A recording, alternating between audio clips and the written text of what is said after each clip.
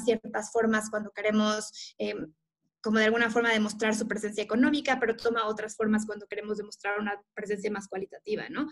La realidad es que la economía creativa es la mezcla de dos mundos, ¿no? El mundo de la expresión, de las artes, de la creatividad, del talento, las ideas, la comunidad, de alguna forma lo intangible.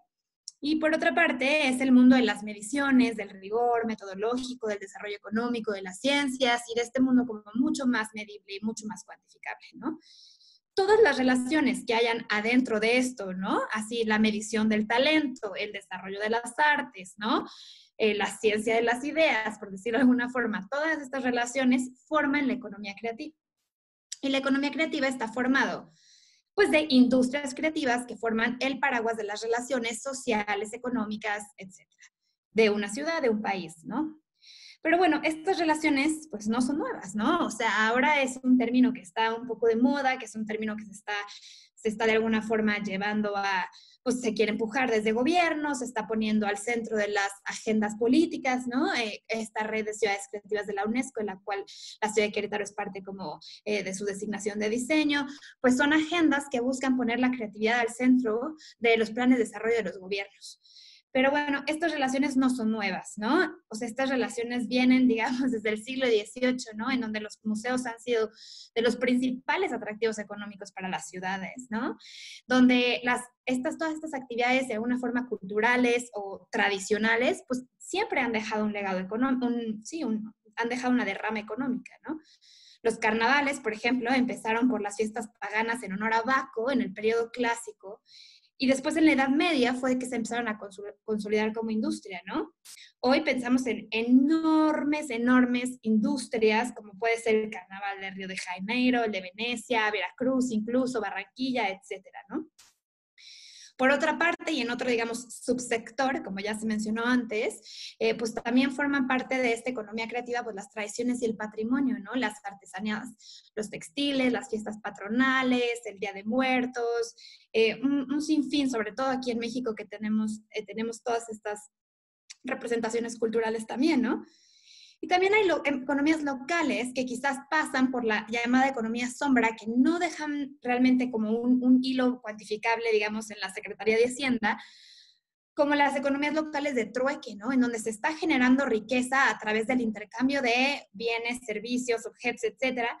Y pues también hay economías de reciclaje, ¿no? Ahora la muy llamada economía circular, que también está buscando dejar cero desperdicio, que al final también está buscando tanto minimizar huellas de carbono como minimizar consumo, pero es economía, ¿no? Es una forma de desarrollo quizás puesta desde otra manera. Y entonces, bueno, ¿cuál es la historia de estas industrias culturales y creativas y de dónde vienen? Y esto es importante porque creo que siempre es importante reconocer, digamos, las raíces de este concepto, ¿no? Porque si no nos vamos a quedar con que es algo súper nuevo y entonces hay que hacer un pitch de que es algo súper contemporáneo y súper nuevo. Y esto realmente no es así, ¿no? Tiene ya un legado bien importante desde principios del siglo XX, en donde Theodor Adorno, un filósofo, parte de la Escuela de Frankfurt, escribe en La dialéctica de la instrucción, empieza a escribir una gran crítica a la cultura como esta industria y forma de dominación, ¿no? Empieza a decir por qué somos dominados sobre este deber ser cultural, ¿no? ¿Por qué tenemos que hacernos hacia esa gran meta de ser ilustrados, de ser cultos, de ir a los museos, etcétera, ¿no? Entonces empieza a ver esta crítica y es ahí cuando Adorno menciona por primera vez el concepto de industria cultural. Eso se queda en los libros, pasan 50 años sin que pues se vuelva a retomar como este tema de, oye, la industria cultural pues es una industria importante, ¿no? Hasta que en 1990 Australia y Reino Unido empiezan a analizar el impacto que tienen estos bienes y servicios culturales en su economía, ¿no?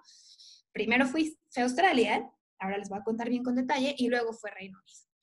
Y ya es en la década de los 2010, por decir algo, que la economía creativa se empieza a posicionar como central para los planes de desarrollo, ¿no? Es donde empiezan a decir, nos estamos dando cuenta que las cosas se están transformando, ¿no? Me imagino que ustedes se podrán dar cuenta en el mismo Querétaro o en otras ciudades a las que han ido, cómo hay barrios creativos, ¿no? Como este barrio es donde están los cafecitos, donde está, pues hay mejor iluminación, hay racks para bicicleta, ¿no? Donde hay un capital social, pues mucho más rico, ¿no?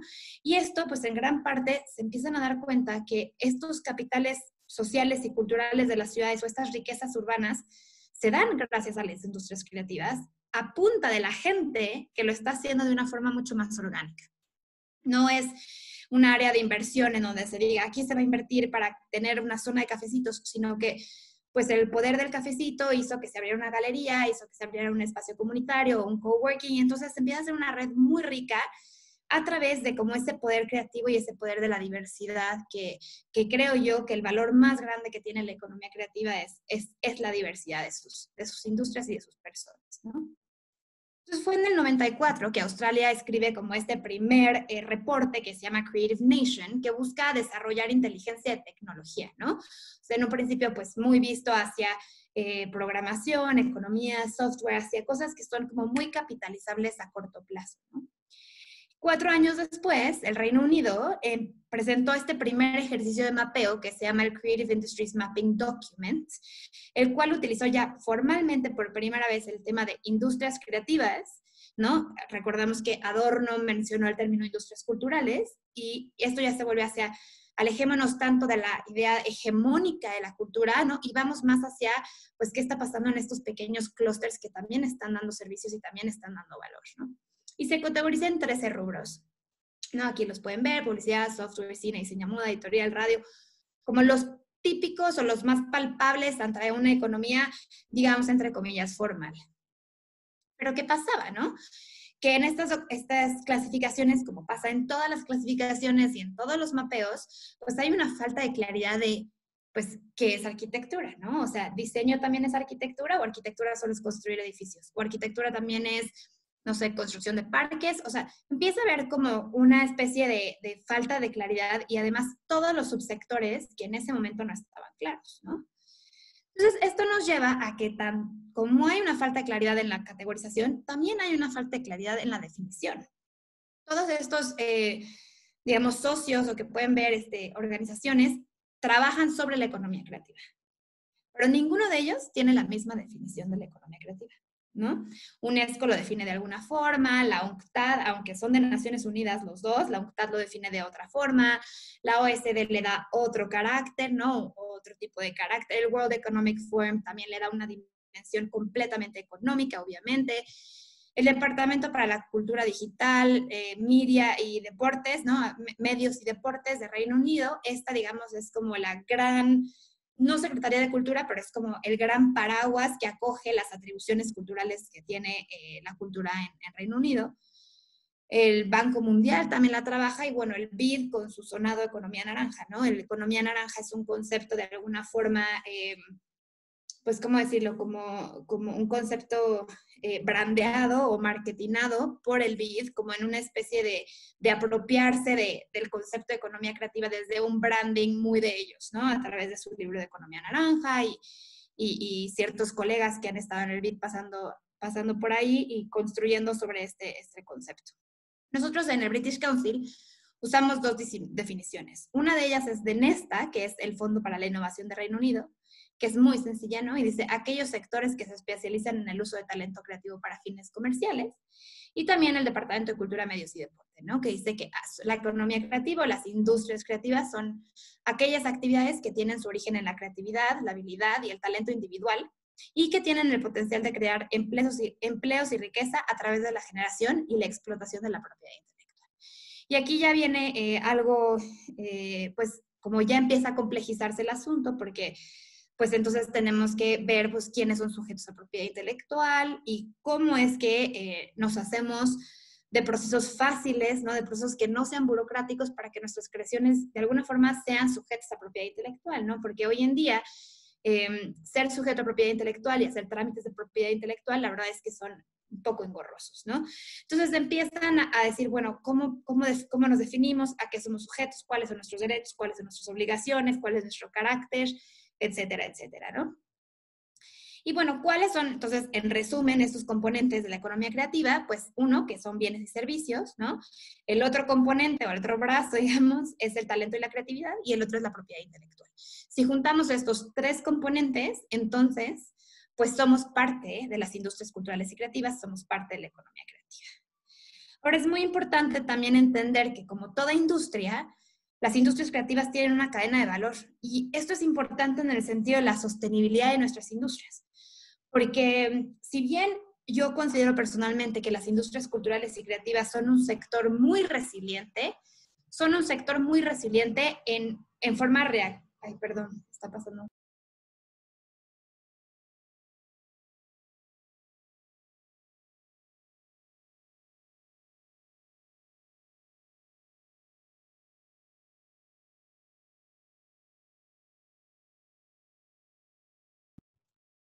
Perdón, perdón, perdón. Creo que se me fue. Es que como no veo nada, siento que estoy hablándole a un vacío. Pero bueno, cualquier cosa me dicen en el chat, que tampoco lo veo. Bueno, importante pensar en la cadena de valor, porque como cualquier industria es importante pensar que las industrias creativas sean sostenibles alrededor en todos los eslabones de su cadena de valor, ¿no? Muchos conocemos de proyectos culturales o proyectos creativos que se despegan o que le meten toda la inversión al eslabón de la creación, pero para cuando llegan al eslabón de la exhibición, pues ya no hay recursos, ya no hay especialidades, ya no se sabe cómo hacerlo, etcétera, etcétera, ¿no? Y esto pasa mucho porque la vida de las industrias creativas pues no es sostenible, ¿no? No es una vida a largo plazo. Hay muchos como industrias que se encienden, pero no muchas industrias que logran ser sostenibles a través del tiempo, a través de los periodos políticos, a través de los incentivos gubernamentales, etcétera, ¿no? Entonces es importante pensar en esta cadena de valor que tiene como dos componentes, ¿no? El de la oferta y el de la demanda. La oferta es cuando empezamos a crear, ¿no? Esta industria creativa, ya sea nuestro despacho de arquitectura, si somos floristas, si hacemos videojuegos, toda esa pequeña, como se prende, digamos, esta industria creativa es el periodo de la creación. Después pasamos a un periodo de la producción y la manufactura, ¿no? Donde tenemos que hacer, si fuéramos floristas, los arreglos de flores, cómo estamos entendiendo como nuestro modelo de negocio, si nos está funcionando, no nos está funcionando. Luego pasar a la distribución, ¿no? Y luego ahí ya de la distribución nos empalmamos con la demanda, ¿no? Que es cuando hablamos de públicos y cuando hablamos de consumo cultural. ¿Cuál es el consumo cultural que tenemos en México, no? ¿Hay lugar en el mercado para nuestra industria creativa? ¿Cómo la vamos a exhibir? ¿Cómo vamos a cacarear los huevos? ¿Cómo vamos a hacernos de una exposición en el Museo de Arte de Querétaro? ¿Cómo vamos a encontrar ese espacio en el mercado, no? Y después de pasar ese eslabón de exhibición, vamos a consumo, apropiación y participación, ¿no? Y solo así, pensando en la importancia de estos eslabones, podremos tener una economía creativa sana.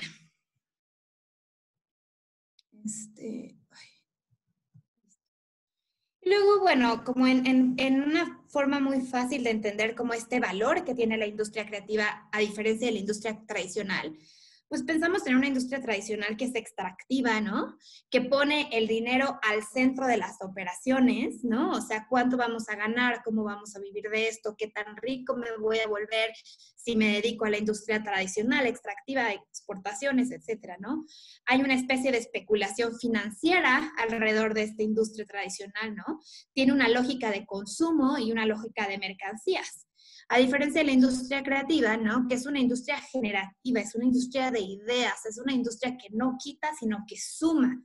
Es una industria que pone las personas al centro, ¿no? Que busca que el desarrollo sea un desarrollo sostenible, ¿no? Buscamos, pensando en la Agenda 2030, pues que la cultura sea transversal y que la creatividad sea transversal, pero que al mismo tiempo que esa cultura y esa creatividad tenga impacto en medio ambiente, tenga impacto en economía, tenga impacto en sociedad, tenga impacto, ¿no?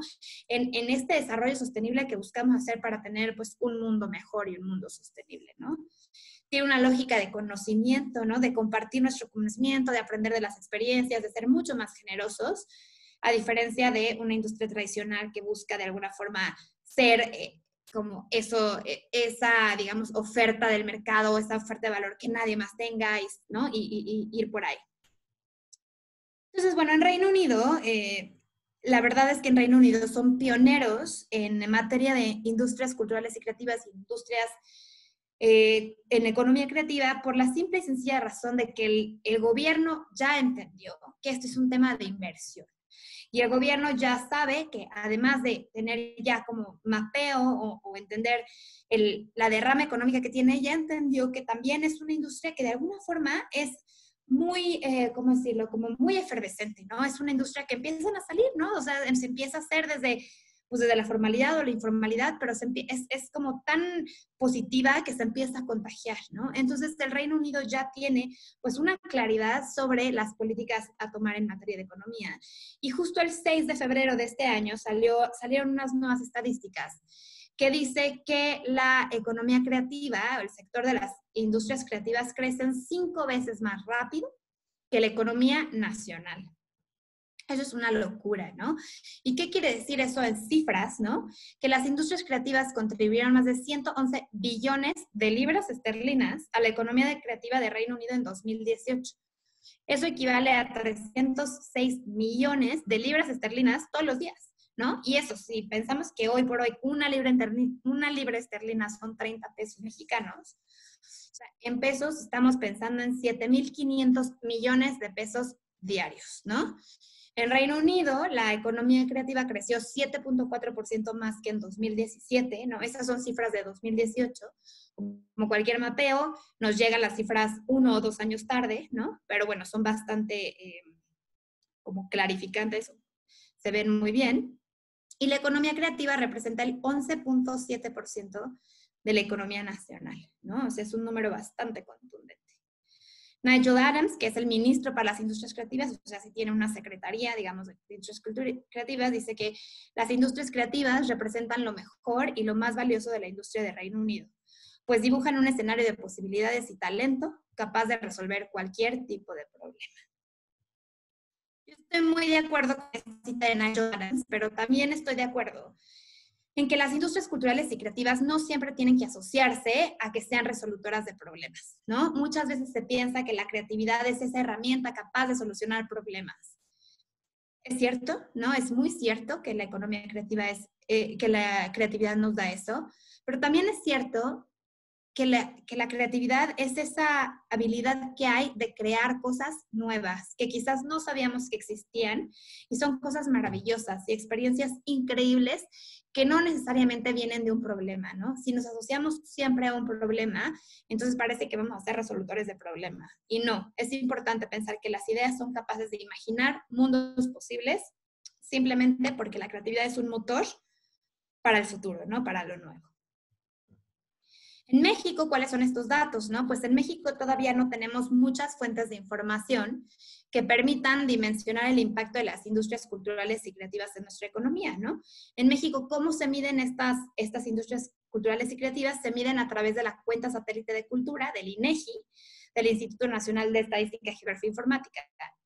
Ay, no me sale la última I, pero del INEGI, que justo ahora ya vi que están otra vez haciendo el censo, ¿no? Y los datos que nos arrojan del 2018 es que durante 2018 el sector de la cultura registró un Producto Interno Bruto de 702.132 millones de pesos. Y este representó el 3.2% del PIB del país, ¿no? Las industrias culturales y creativas generaron empleos equivalentes a 1.395.669 puestos de trabajo, que representaron el 3.2% de la ocupación total del país, ¿no? La elaboración de artesanías, junto a la producción cultural de los hogares y los medios audiovisuales, participaron con el 68.1% de dichos puestos.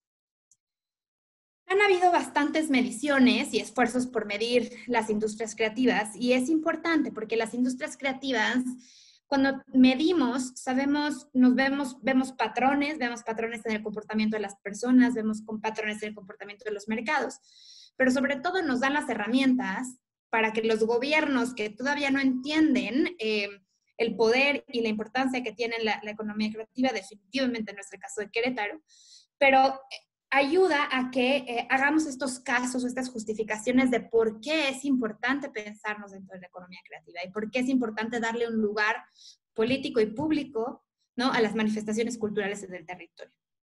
En el 2004, ¿no?, Ernesto Piedras, de quien seguro han escuchado, escribió Cuánto vale la cultura, ¿no?, que fue esta primera quizás aproximación bibliográfica, ¿no?, hacia esta medición de la contribución económica de las industrias por el derecho de autor, ¿no? Mucho tenía que ver con derecho de autor, ¿no?, con propiedad intelectual, con piratería, o sea, este fenómeno de decir cómo protegemos a nuestros autores y a nuestros creadores, ¿no? En 2018 se hicieron 2 mapeos importantes desde la Secretaría de Cultura. Se hizo el mapa de ruta de industrias creativas digitales y se hizo el mapa transmedia. El mapa transmedia tuvo un foco mucho más amplio y el mapa de ruta tuvo de alguna forma daba un camino a seguir para que las industrias creativas digitales en México tuvieran una vida sana, una vida sostenible, ¿no? En el 2006, 2 años antes de estos 2 mapeos, se hizo, esto es hablando como de las diferencias metodológicas de mapeo, se hizo en el Laboratorio para la Ciudad un ejercicio que se llamó un mapatón, ¿no? Que fue un mapeo colectivo en donde en la Ciudad de México se trató de mapear las rutas de transporte público, pero de microbús, ¿no? La de pecero, ¿no? Y pues no, obviamente al ser un transporte informal, no un transporte que no es, o sea, un transporte que responde al modelo de hombre-camión, pues no había, ¿no? No había un mapa, ¿no? Local, digamos, que de alguna forma nos dijera cuáles son las rutas de los peceros en Ciudad de México. Entonces, lo que se hizo, y una metodología, es que se hizo una especie de programación de ludificación, en donde a través del gamification, ¿no? A través de los juegos, se diseñó una aplicación para que los usuarios de las rutas de transporte mapearan las rutas de transporte. Entonces, cada vez que tú te subías a un pecero, tenías que picar el botón de empezar, y cada vez que el pecero parara, tú tenías que irle picando a la aplicación para que o sea, como el georreferenciador te fuera mapeando una ruta. Entonces, son diferentes formas de mapear. Hay formas de mapear un crowdsource, ¿no? Como es el mapa del ejercicio del mapatón, o formas de mapear top-down, en donde se usan los datos, digamos, de los institutos de estadística para mapear las economías creativas. Pero aquí algo importante decir es que son las economías creativas formales. ¿Por qué las formales? Porque pues son las industrias que están dadas de alta como industria creativa en el sistema, ¿no? En el sistema de Hacienda. Y la verdad es que mucho de las relaciones que suceden en economía creativa, muchas pasan por detrás de la formalidad, ¿no? Entonces, esto es un reto muy importante para el sector, reconocer la informalidad que tiene el sector y reconocer la importancia que tienen todas estas personas y sus interacciones para entender cuál es la verdadera dimensión de la economía creativa en México. Bueno, esto la verdad es que nada más se los platico muy rápido, que nosotros en el British Council tenemos una metodología de mapear la economía creativa, en donde pues ayudamos a decir, bueno, cómo vamos a mapear, quién se beneficia del mapeo, qué asuntos de política pública puede abordar el mapeo. O sea, ayudamos a la gente que quiera empezar a hacer un mapeo, a que de alguna forma respondan estas preguntas para delimitar un ejercicio de mapeo de economía creativa, porque es muy difícil, tiene bordes muy difusos y tiene como muchos retos entre la informalidad y la formalidad, la definición de los campos, de las ramas, de las subramas, hasta dónde seguimos incluyendo subramas, ¿no? Y todo esto dentro de las categorizaciones. Entonces, en el British Council estamos ideando estas metodologías para que pues podamos cada vez más tener claridad sobre las dimensiones económicas, culturales y sociales que tiene la economía creativa en el territorio. Entonces, por mi parte es eso, quería hacerlo un poco corto para que pudiéramos abrir una conversación, que la verdad creo que siempre es lo más rico de estos foros. Entonces, gracias y espero que se haya escuchado bien.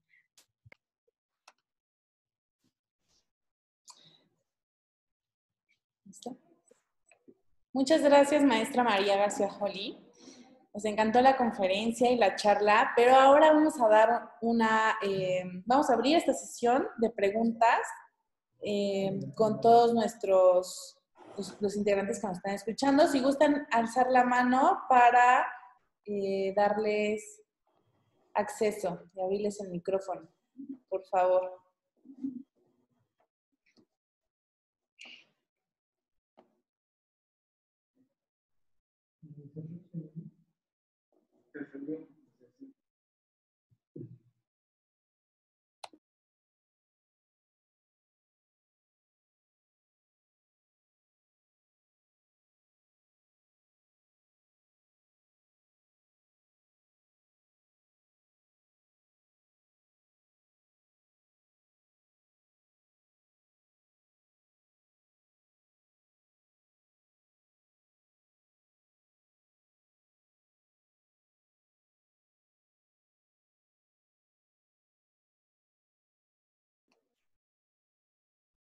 Ok, ya abrimos el chat para que nos vayan poniendo sus preguntas.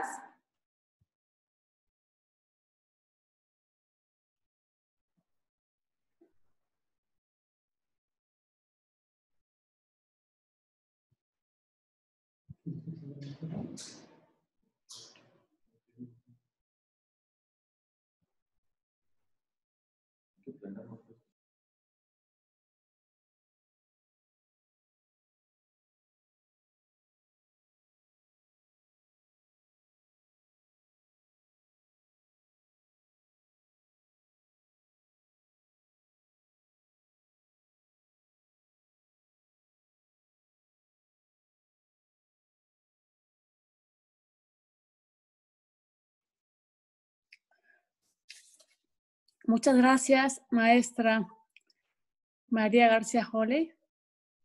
Muy interesante y muy didáctica esta plática sobre algo tan importante para el mundo actual. Algo tan importante para el mundo actual y para cómo se está desarrollando en lo particular la ciudad de Querétaro, el estado de Querétaro. Entonces fue algo muy enriquecedor porque estuvo planteado desde el contexto histórico y en el cual muchas veces esos términos son términos nuevos que de pronto nos damos cuenta que hemos estado trabajando tal vez sin ponerle el nombre. Yo te quiero agradecer mucho esta plática y ya están empezando a preguntar en el chat. Muchas gracias.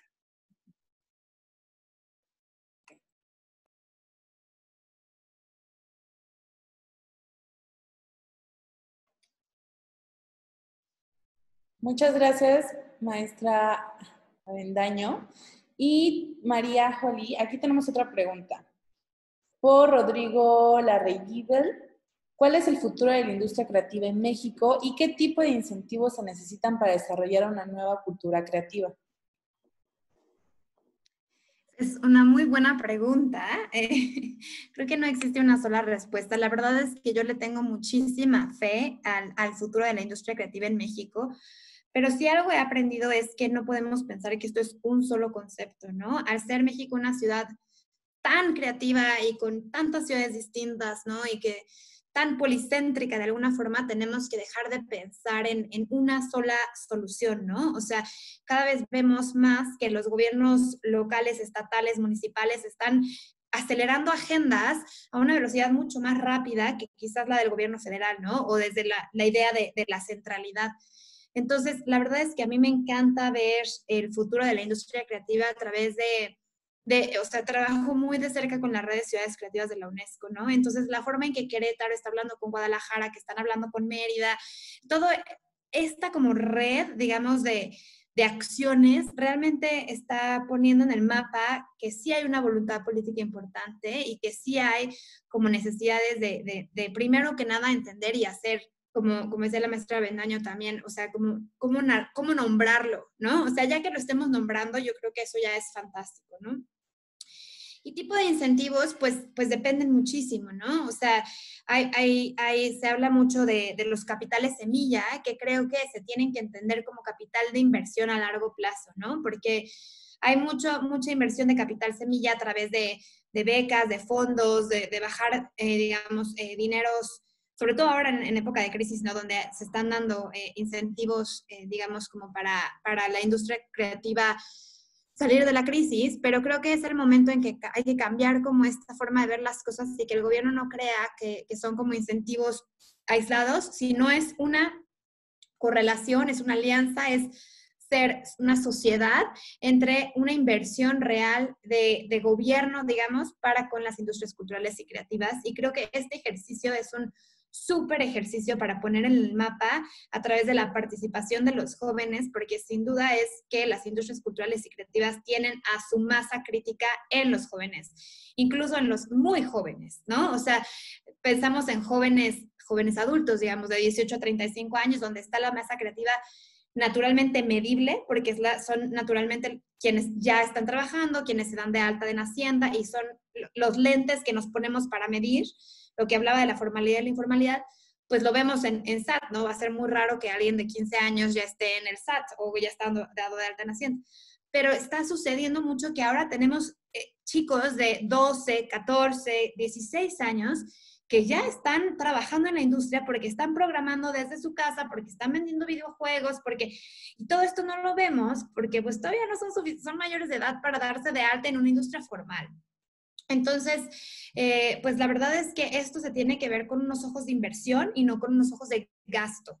Esa es la diferencia que tenemos que ver. Y ese incentivo es el que tenemos que hacer, pues no solo con gobierno, ¿no? Y creer que esto no es un tema de un incentivo de política pública, sino tiene que ver con organizaciones de industria, con colegas, con respetarnos, con hablarnos de par en par y decir, esto tiene mi propiedad intelectual.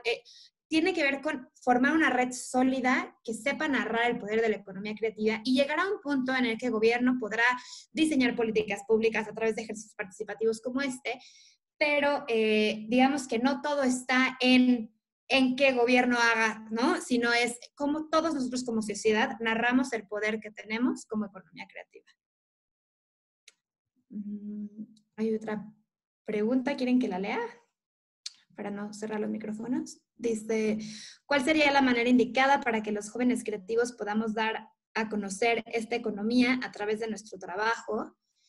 O sea, yo creo que tiene que ver con entender, o sea, esa cadena de valor. Si quieren, les puedo mandar esta presentación si les sirve de algo, porque la cadena de valor es importante porque tenemos que pensar mucho más allá de solo despegar, ¿no? ¿Y cómo nos damos a conocer? Pues también con creatividad, ¿no? O sea, ahora estamos en un mundo digital en donde gracias al COVID poco nos queda hacerlo de otra forma, pero cómo nos reinventamos, cómo compartimos nuestro trabajo, cómo nos profesionalizamos, también es bien importante, ¿no? Sacar fotos buenas de nuestro trabajo, mensajes correctos. Sobre todo, para mí sería súper importante tocar puertas, porque a veces uno no tiene como ese valor de tocar puertas, y creo que es súper importante que hay como una distancia muy grande entre ciudadanía y gobierno, ¿no? Yo trabajé en gobierno en la Ciudad de México por 6 años, y en realidad es que la gente tiene miedo de tocar puertas, pero una vez que tocas puertas, aseguro que hay miles de funcionarios maravillosos dispuestos a escuchar, dispuestos a ayudar. No toda la ayuda es, ¿no?, efectivo o incentivos, digamos, en cash, sino mucho es como, claro, te presto este museo, ¿no?, 2 días para tu exposición, o te doy un espacio en el Hey Festival para que hagas tal cosa, ¿no? Entonces, creo que hay muchas maneras de hacer esa red muy sólida. Luego dice, me gustaría preguntar, ¿qué estrategias podemos aplicar para impulsar la economía naranja más allá de la virtualidad? Dado que parte de la sociabilidad característica de este sector es poco viable. Pues entiendo mucho y creo que, o sea, en territorio se ve mucho la economía creativa, ¿no? La industria creativa se ve mucho, como lo dije, en festivales, ¿no? O sea, en Mérida con su Noche Blanca o en Querétaro con los festivales que hay. No he tenido la oportunidad de estar en el Hey, realmente es una cosa fantástica, como que eso se ve mucho y de pronto queda un poco apachurrada a través de pues de lo digital, ¿no? Porque es difícil, ¿no?, reinventarnos, ¿no? Pero creo que la verdad es que entre más voces haya en espacios como este, pues más riqueza vamos a encontrar en las discusiones y creo que es importante como, de nuevo, como empezar a hablar entre nosotros, ¿no? Empezar a decir, oye, yo soy diseñador gráfico, oye, mira, yo soy diseñador de software, y empezar a hacer estas conexiones. Y pues para impulsar la economía, digo, creo que la chamba o sea, impulsar la economía creo que sí es responsabilidad pues de gobierno o digamos de paraguas más grandes de gestión, pero la responsabilidad de impulsar las industrias creativas y el capital cultural es nuestra. Y ahí sí está nuestra responsabilidad en decir cómo hacer espacios más humanos, cómo hacer espacios más diversos, cómo ser menos clasistas, menos racistas, más integradores, ¿no? Todo eso sí que es nuestra responsabilidad como sociedad. ¿Cuál es la relación de industrias creativas con el turismo del país? Uy, muchísima, muchísima. Es súper, hay una gran relación, ¿no? tan solo pensamos en París, ¿no? O en Nueva York. O sea, el gran grueso de los turismos van a museos, van a conciertos, van a la ópera, van a conocer, ¿no? Estos intangibles que son difíciles de medir, pero que existen y que atraen turismo, ¿no? Que atraen capital turístico. Entonces, hay una relación muy, muy poderosa ahí de turismo. Y ahora, desde la industria creativa se está replanteando el turismo, ¿no? Entonces ya no es un turismo, digamos, a partir de agencias de turismo que te dicen qué hacer, ¿no? Ir a Teotihuacán, ir al Zócalo, ir a no sé qué, sino ya hay una nueva metodología, como una nueva corriente que se llama el turismo creativo. Y es un turismo creativo responsable con las comunidades locales. Entonces es como esta idea de vive como local. Y es esta idea de no vas a ir a Bellas Artes, vamos a ir a este espectáculo callejero que nadie conoce, que está acá, y luego vamos a ir a comer unos tacos de cabeza a tal lugar, y ese turismo también es importante narrarlo y darle la vuelta en vez de pensar que necesitamos a los grandes operadores turísticos del país, ¿no? Y eso también está en nuestro poder, reinventar esos modelos.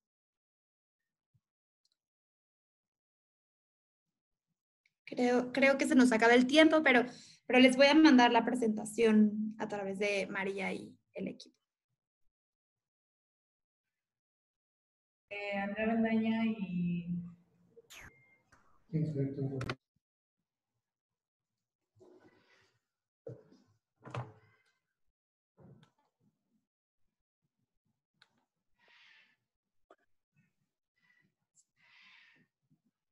Ok. Ahora tú mencionabas, maestra, los festivales, por ejemplo, ¿no? De aquí, de Querétaro, y con este último ejemplo en el cual cómo desde la industria creativa se está replanteando este turismo, ¿no? De qué conocer.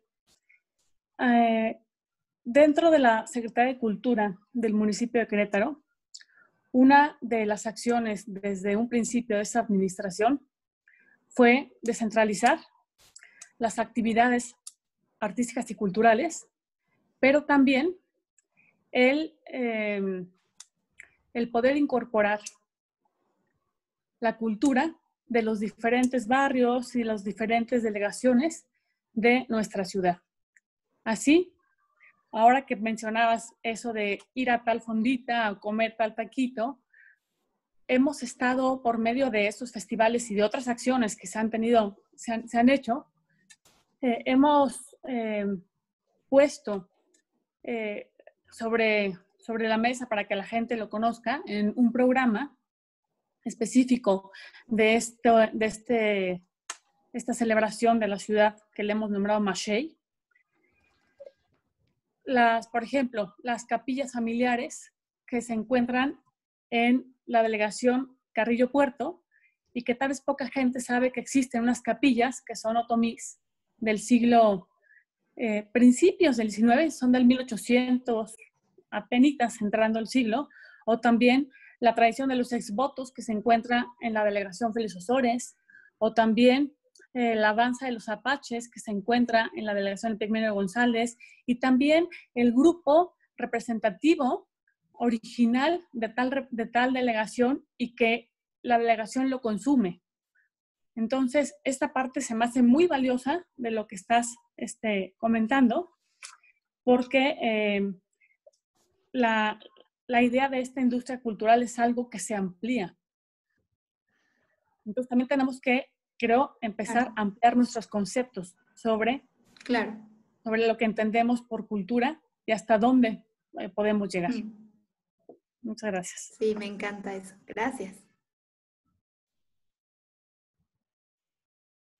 Bueno, por mi parte me encantó la presentación. Me gustaría, o me gustó mucho la parte que mencionabas de que muchas veces toda esta industria cultural, toda esta creatividad, no siempre se ve en números, sino que la vemos en la calle, la vemos en el ambiente, en el espacio público.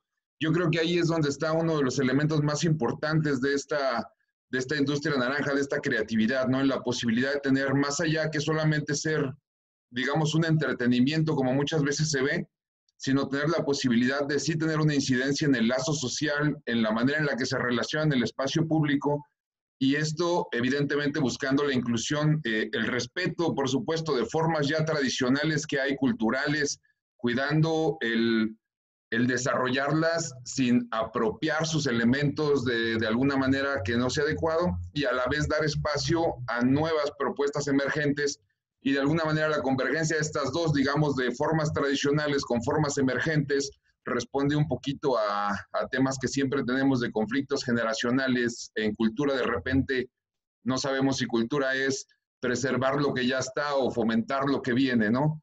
Pero bueno, creo que mucho de esto es que la cultura debe reflejarse en las relaciones humanas que tenemos en la ciudad como espacio público, debe ser un elemento, pues, que sí fortalezca en todo momento el lazo social desde grupos que están no nada más hablando de comunidades, digamos, indígenas, de formas tradicionales, sino también de poblaciones que están culturalmente segregadas o que tienen algún grado de marginación cultural. Y es de alguna manera una responsabilidad por parte al menos de la Secretaría de Cultura del Estado, de generar esta inclusión de estas formas, ¿no? De incluir de alguna manera en este gran cúmulo de cultura creativa, de industria creativa, a comunidades como son, por ejemplo, en este momento las personas privadas de la libertad, las personas que están en tratamientos por adicciones, de alguna manera también privadas de su libertad, que caen en una especie pues de marginación cultural prácticamente total. No se considera el consumo cultural en su situación como algo importante, cuando sabemos, yo creo todos los que estamos trabajando en este ámbito, que es muy importante. Entonces yo creo que también desde la Secretaría de Cultura o el trabajo que venimos haciendo me brincó mucho esto, porque también hemos tenido ya la percepción de la cultura como un mecanismo de prevención, tanto de prevención de los usos de los espacios como de relaciones que puedan detonar violencias, que puedan detonar inseguridades. Y yo creo que también ahí es donde está mucho el valor de estas industrias creativas, que repercute a su vez en la economía, en el turismo, en la imagen de la ciudad, ¿no? Y esto me parece muy importante siempre señalarlo, el ser incluyentes en todo momento, el dar lugar a las propuestas nuevas, aunque a veces nos cueste un poquito de trabajo captar hacia dónde van. Creo que siempre es parte también de lo que importa mucho.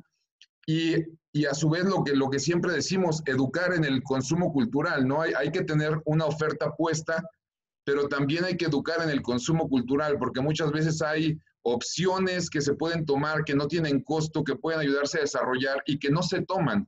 Entonces ahí también tenemos que ver esta última parte de exposición, de cómo explotamos las redes, precisamente para educar en el consumo cultural y que la sociedad civil, los jóvenes, sobre todo los de escasos recursos, puedan aproximarse a esta oferta, que en realidad Querétaro tiene una oferta maravillosa, amplia en todos los sentidos de cultura, a la cual se puede acceder de una manera más o menos fácil, simplemente con este interés de acceder, ¿no? Con este consumo cultural, fomentar que la gente busque consumir cultura y no lo vea como una pérdida de tiempo o como mero entretenimiento, sino como una capitalización también hacia su persona, de su formación, ¿no?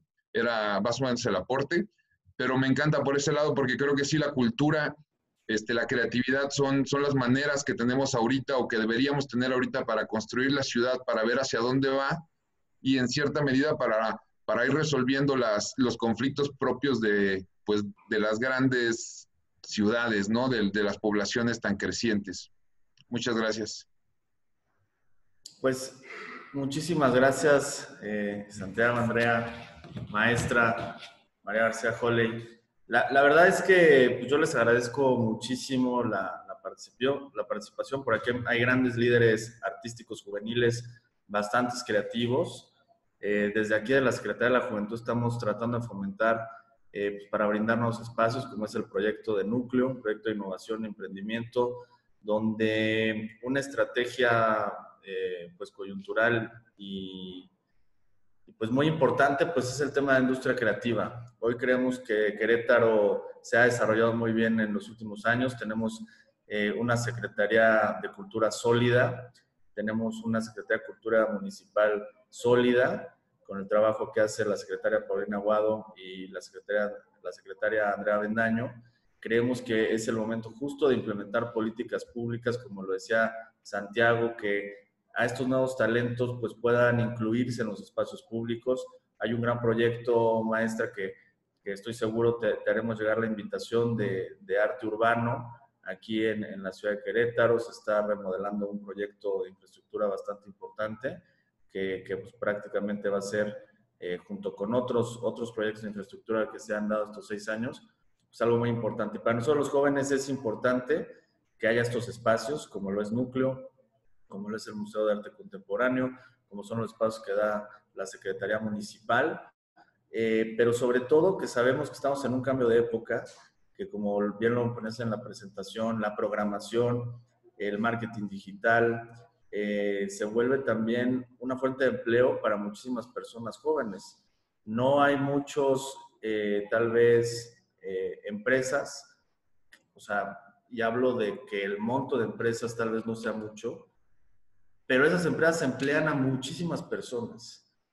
Hay que buscar también reformar algunos temas porque sabemos que hay muchos jóvenes que trabajan por proyecto, que son freelancers y que de repente no tienen esas prestaciones de ley sociales y laborales. Creo que es importante también para todos los jóvenes que después no buscan desarrollarse en temas culturales.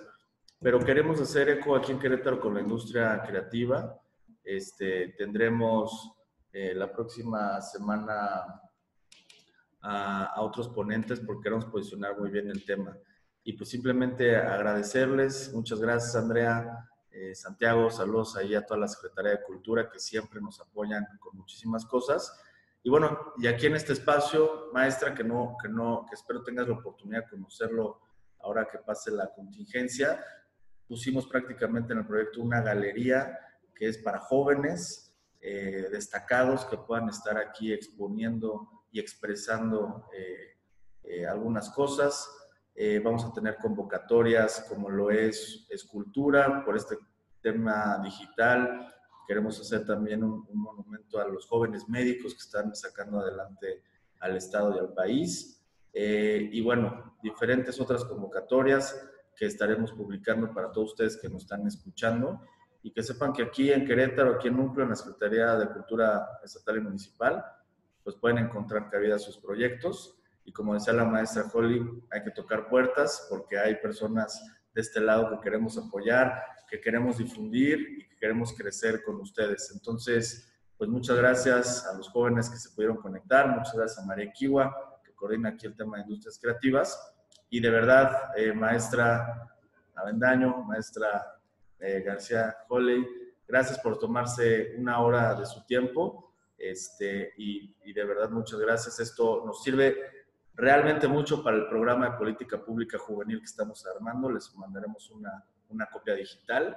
Y de verdad, muchas gracias. Esta es su casa. Y Santiago, saludos a la secretaria. Y de verdad, muchas gracias a todos. Muchas gracias a todos y les haré llegar la presentación a través del equipo de María, etc. Gracias por la invitación, ¿eh? Muchas gracias. Nos vemos pronto. Hasta luego.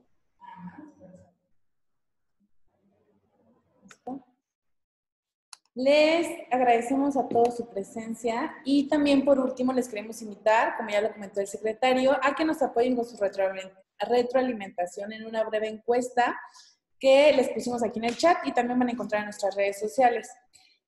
¿Esto para qué sirve? Pues para conocer qué tipo de programas y o políticas públicas les gustaría que la Secretaría de la Juventud pudieran impulsar para el desarrollo de los jóvenes en el estado de Querétaro.